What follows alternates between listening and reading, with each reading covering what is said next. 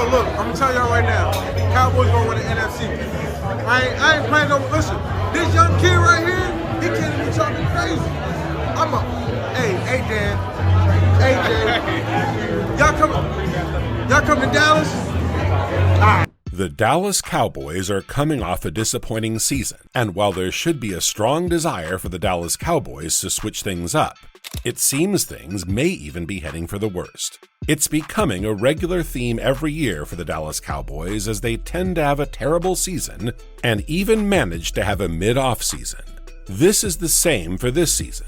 Although the Dallas Cowboys have been a little busy this offseason, fans and even pundits are still unconvinced and still doubt that the few acquisitions they've made would help or transform them from last season.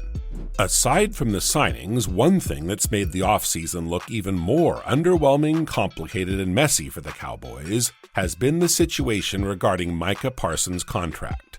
Several reports have been churning out concerning whether Micah Parsons would remain a Cowboy. Fox Sports Insider reported, saying, "For weeks there have been murmurs about whether the Cowboys will give Micah Parsons a record-breaking contract, or if a trade could become a possibility.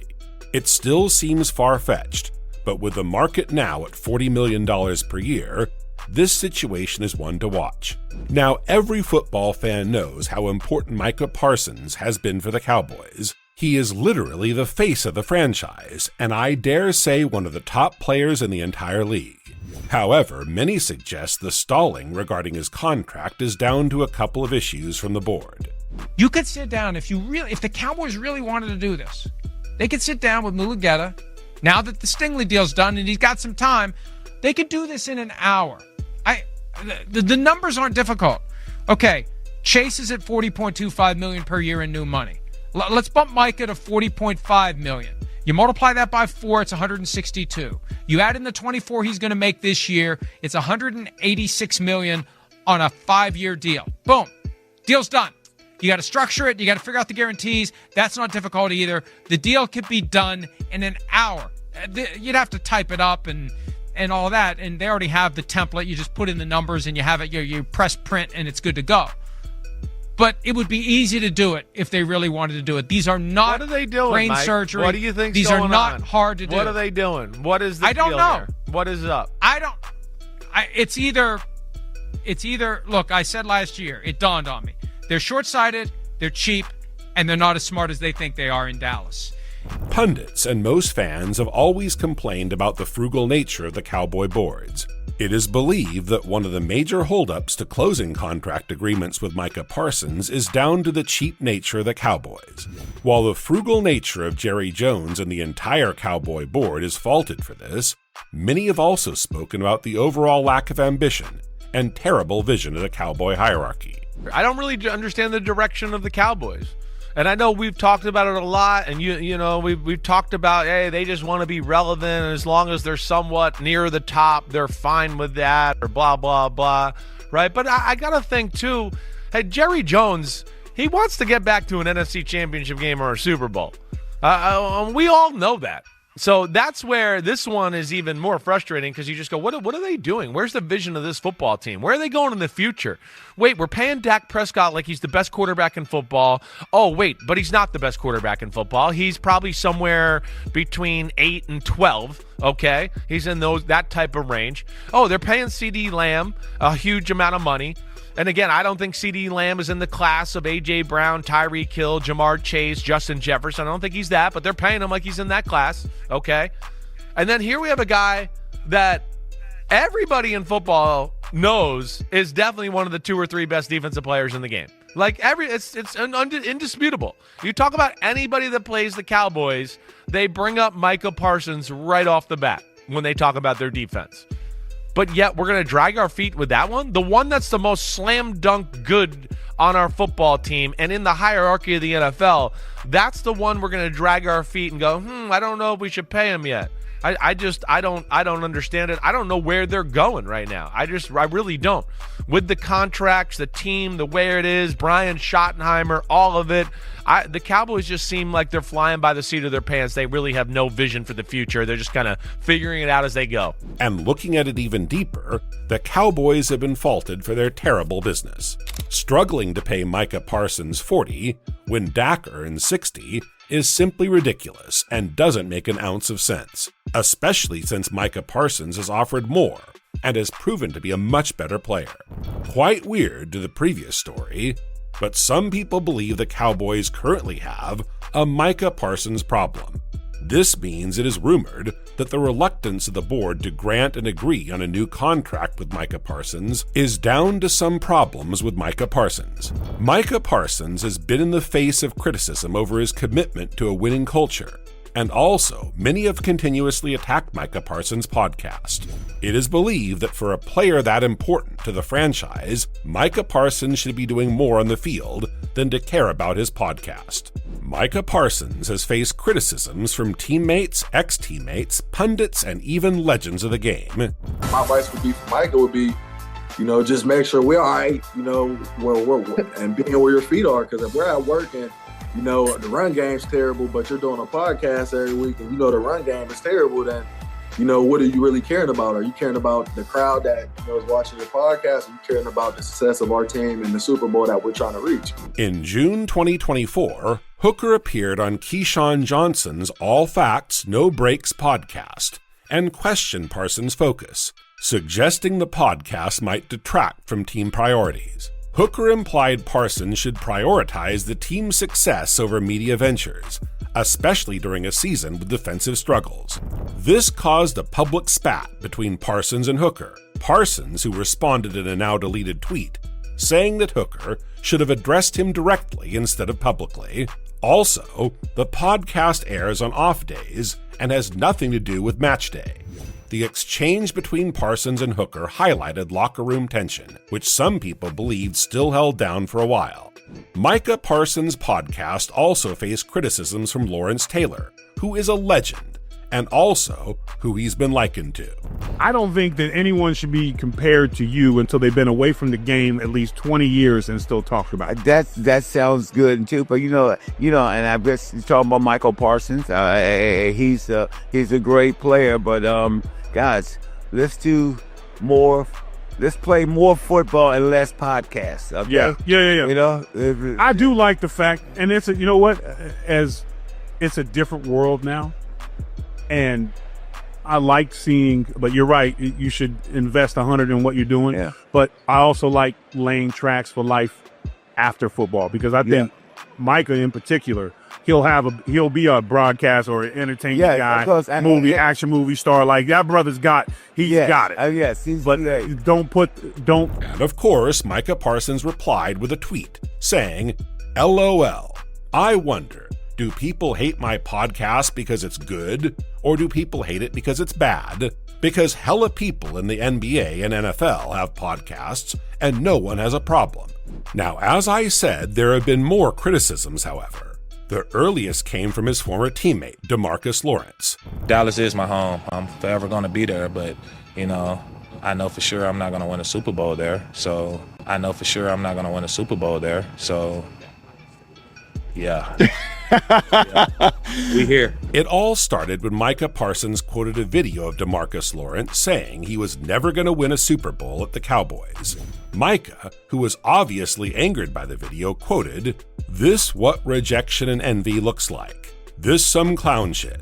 DeMarcus Lawrence hit back immediately, replying, "Calling me a clown won't change the fact that I told the truth. Maybe if you spent less time tweeting and more time winning, I wouldn't have left." This sparked further conversations among fans and pundits on the actual nature of Micah Parsons' relationship with the team, with many feeling Micah Parsons wasn't helping as much as he should be doing, Considering he's like the face of the Cowboy franchise, it's like he is expected to ensure a winning culture in the Cowboys. Regarding Coach Mike and saying that it's about guys like Zach Martin, other veteran players in our locker room, there have been various points where his commentary has undermined some of the things that people in that organization in authoritarian positions have had to say in terms of the overall messaging. So there is that aspect of it. But from a strictly team building standpoint, Mina, what I don't understand is with all of the productivity and how impactful Micah Parsons is as an individual player, the Dallas Cowboys were next to last when it came to scoring defense last year.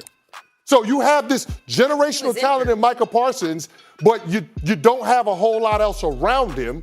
And so what is the value of keeping a Micah Parsons if a contract extension for him means less money to fill in the gaps in the other areas of your team that you need to develop? That's the part that nobody can explain to me. Go ahead, I can explain it. He was injured for a good chunk of the season, came back, and then they once again resumed having the best pass run and the best pass rushes in the NFL once he came back from injury and played in meaningful games. While Micah Parsons is no saint, it is seen that he is in fact still able to do his best on the field, even if he does a lot of talking off the field. Man, as if, okay, he's not that well liked. Well, Michael Jordan wasn't the most well liked. I'm not comparing Michael Jordan to Micah Parsons. Just saying You're saying that you can win with a star player who rubs people the wrong way potentially. By the way, you would want to. You'd want Michael. You want everybody to get along. As far as the podcast stuff goes, I don't know, Rich. Is that big of a deal? I wouldn't know. I honestly, I'm not in there. I don't know. A pulse more than any of us do. But Micah, again, Tank is basically saying to Micah that he's not all. I mean, I don't know. Is there a play where you could see he gets beat or he takes a play off and you're like, you know what? If he didn't spend Tuesday getting ready for his podcast, he would have actually won that rep. Yes. Much of the blame heaped on Micah Parsons should be directed to the Cowboy board, which has failed to be ambitious and vision-driven. I don't care if he can get away with saying it. Our job is to criticize the people who are wrong, and that is the front office here. It's not Micah Parsons. Honestly, what he said about Micah McCarthy wasn't even that bad, frankly. I thought it was a little bit taken out of context during the season, but that's neither here nor there. It's certainly not enough to trade him. And the idea that just because the front office made the mistake of not paying him early, which I think we all agree is a mistake, means now they should make a mistake even worse by moving on from him, accumulating draft picks, in hopes that they might get a player like Micah Parsons. That's nonsense. They should keep him. They should pay him. And then you can figure it out with the rest. It's not an untenable cap situation to pay him and restructure Dak Prescott. I've looked at it. It is entirely possible for this team to do this. I think the Cowboys have a winning problem. There it is. What is the main thing, right? You keep the main thing, right? We always say that about whatever it is that we do. What's the main thing in Dallas? It's not winning. The winning culture and ambition in the Cowboys is almost non-existent. And if you deep it enough, you'd see how bad it gets. The performances of the Cowboys in recent years have been shocking, year after year. Since 1996, they're 216-188 in the regular season, but 5-14 in playoffs, marking 29 years without an NFC championship. Their attitude towards turning things around is horrible. The Cowboys have been known to prioritize mid-tier veterans and former high draft picks on short-term deals over top names. They've spent modestly, about $30 to $40 million in total guarantees across these deals, compared to their rivals like the Eagles, who've given out bigger contracts in past off seasons. The Cowboys are frugal in handing out contracts and hiring free agency players. It's more like they don't go searching for who is an actual fit or who makes them better. It's simply more about who they can get. The hard part about it is whatever my answer is, I don't know if the Joneses would view it as a win. The Joneses, they do believe in the way that they're trying to win. They're wrong. But they really believe that the way that they do things is the best way to stay competitive year in and year out. And hopefully things just fall your way in one of those years. And all of the things that I'm critical of them about are a little bit fluid, because it's not like they are totally averse to long-term contracts. They're not totally averse to manipulating the salary cap and moving people's money around. I remember, it was 2 or 3 years ago, when they restructured everybody. And if you're just a standard, I watch football, all restructure means is that everybody counts a certain amount each year. You have so many dollars to spend, and you're just going to take a chunk of their money and say, we'll account for it later. Count less now. It doesn't change how much money they actually get. You're just moving when it counts. And a couple of years ago was their real all in. They restructured Michael Gallup, who was already limping around. And was that the $90 million year when we had 90 million cap space? Yeah, so when they moved his money and Terrence Steele's money, and they moved guys that you're man, I don't think those guys aren't going to be on the team next year.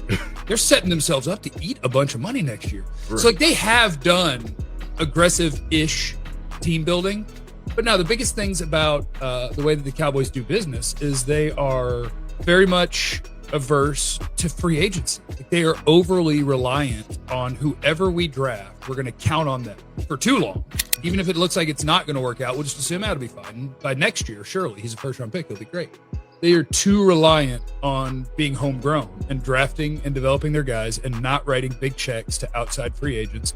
And they're just too reliant on it. And they're probably too averse to trading because it goes to the same thing. They view themselves as these sort of business people, and Jerry said it over and over. And now they have been making trades, and some of them but hey, at least they're trying. Exactly. Jerry doesn't want to call people for a trade because he views that as they will see me as weak.